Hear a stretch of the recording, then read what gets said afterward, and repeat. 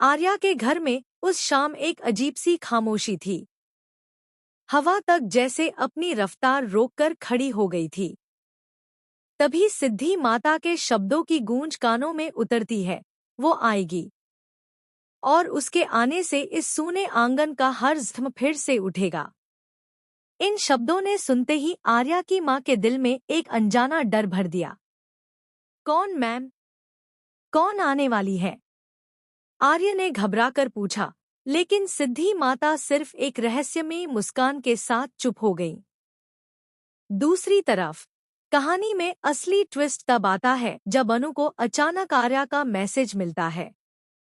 मैं तुम्हें माँ का नंबर भेज रहा हूँ, उनसे बात कर लेना, वो तुमसे मिलना चाहती है। अनु का दिल भी हल्का हल्का धड़कने लगता है। आखिर क्यों अचानक आर्या की माँ उससे बात करना चाहेंगी? और सबसे बड़ी बात, सिद्धि माता ने किसके आने की भविष्यवाणी की थी? इसी बेचैनी के बीच तैयारियों का माहौल भी शुरू हो चुका था। आर्या लंदन कॉन्फ्रेंस के लिए निकलने वाला था और घर में उसकी माँ की बर्थडे पार्टी की तैयारियां चल रही थी।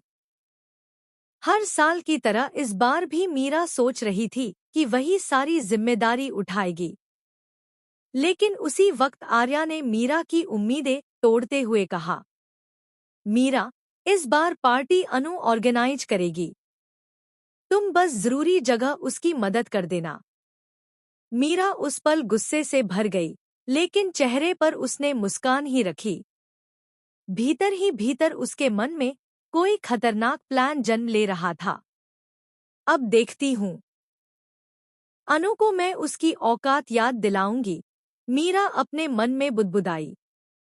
लेकिन खतरा सिर्फ अनु पर ही नहीं था, क्योंकि जब मीरा झंडे को अपने प्लान के बारे में बताती है, तो झंडे उसे साफ साफ चेतावनी देता है।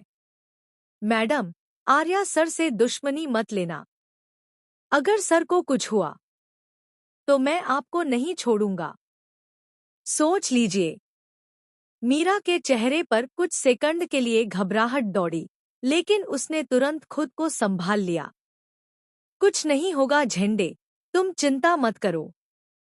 बस ध्यान रखना, कोई गड़बड़ न हो। लेकिन झंडे के मन में एक बीज पड़ चुका था। कुछ बड़ा होने वाला है। या तो मीरा फंसेगी या अनु।